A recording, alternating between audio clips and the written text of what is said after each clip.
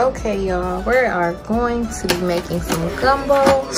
Again, I'm making a pot for my mom's work. As you can see, the chicken is already cooking. So this is leg meat, which is thighs and legs, but it's still the same. I prefer it because it's a lot juicier. We go here.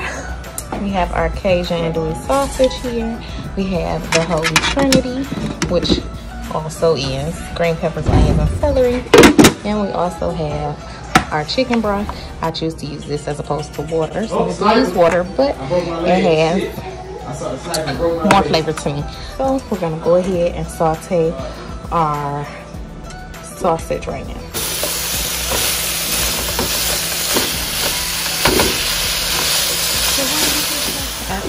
After you're done sauteing, you're gonna use the drippings from your sausage to go ahead and saute your vegetables. Now I went ahead and just put some minced garlic in here and let that get fragrant about 30 seconds. And you're gonna throw your vegetables in here to go ahead.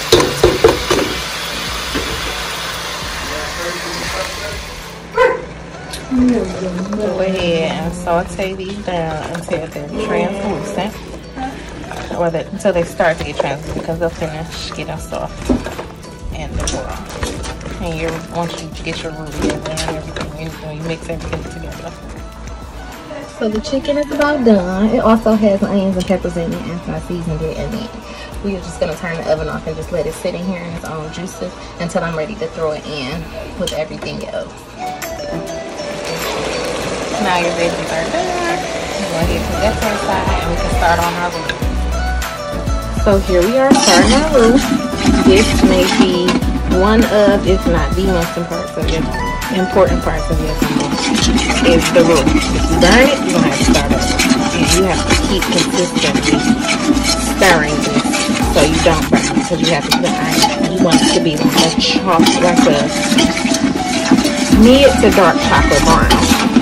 And it takes a minute, so we'll be back once it's about done.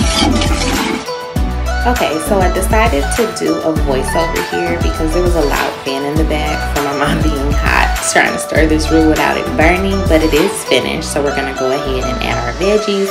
You wanna keep stirring because you don't want the roux to burn, because if it burns, guess what? You gotta start over. So once we incorporate the veggies and stir them all together, you can go ahead and start adding in your chicken broth. Now, like I said, I like using chicken broth. Some people use water. It's all your own preference. I just personally think that it gives it a lot more flavor. Now, I am making a big pot of gumbo, so I do have 4 big family size boxes of chicken broth, but depending on your box or your pot of gumbo, you don't have to use that much.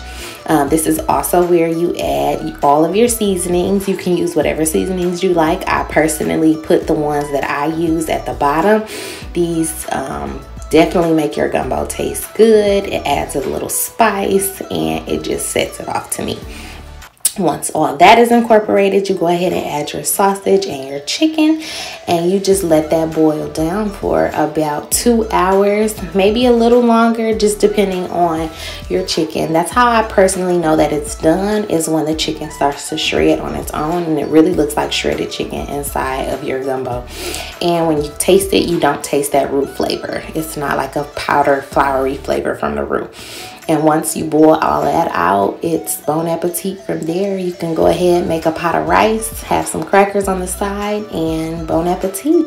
It is finished. This is a great comfort meal for your family. If you don't finish it, you can always freeze it and have it for later. But this is definitely a good meal that you can have. It's delicious, it's tasty. And I really hope you guys enjoy my recipe. Thank you for watching. I hope you like, share, and subscribe. And I do appreciate it. And come back for the next video. Thank you.